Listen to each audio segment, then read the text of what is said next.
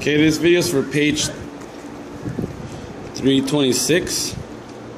Okay, I'm gonna do the odd ones. Your job is to do the even ones. So for number 7, okay, is the directions are to find the slope of each line by solving for y. Solving for y means you want to have your equation to equal y. What do I mean by that? You want it to have y is equal to mx plus b.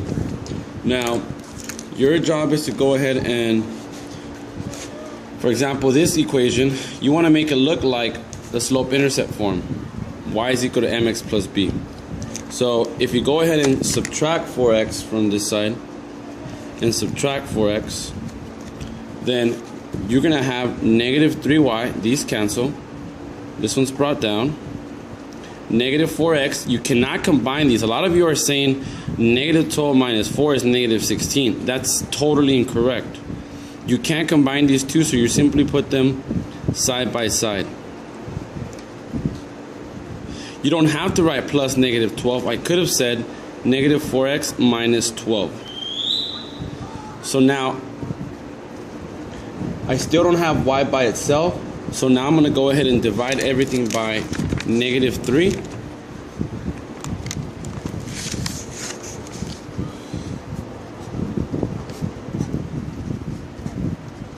So y is equal to negative divided by negative is a positive. Negative divided by negative is another positive. So then 12 divided by 3 is 4. Now it looks like y is equal to mx plus b. So my slope is my m, therefore my slope is equal to this, the coefficient, the number in front of the variable, x, 4 over 3. So this is my answer. Let's go on to number 21. Number 21, find the slope and the y-intercept. Similar type of problem, okay? You have the same problem here where you have to move the x to the other side. So we're going to repeat the steps. You can't combine these two, so I'm going to just simply write them side by side.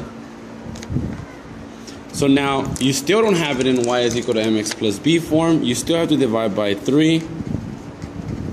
So now you have y is equal to negative 2/3 x plus, this turns into a 3. So to answer the question, find the slope and the y-intercept. The y-intercept, now that we have it in this form, my y-intercept is my b, which is 3. So my y-intercept is equal to 3. And my m, my slope, is equal to negative 2/3. Let's go ahead and do number 37. Graph each line using the y-intercept and the slopes. Well, first of all, I don't have it in the slope-intercept form. Again, this is slope-intercept form. So I have to go ahead and add 5x, add 5x. So y is equal to, these cancel, 5x minus 4. Now you have it in slope-intercept form.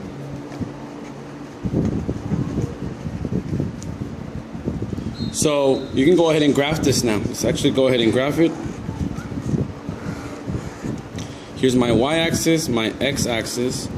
You always start graphing wherever your y-intercept is. And see, this is why I hate using pencil. You can't really see the pencil. Let me trace this. I'm going to trace it real quick. So my intercept is negative 4 because that's what my b is. So I'm going to start at negative 4. Here's 1, 2, 3. Here's my negative 4. I start there, and my slope tells me, technically there's a 1 here under the 5. So my slope is 5 over 1. So that means I'm going to go up 1, 2, 3, 4, 5, and then go over 1.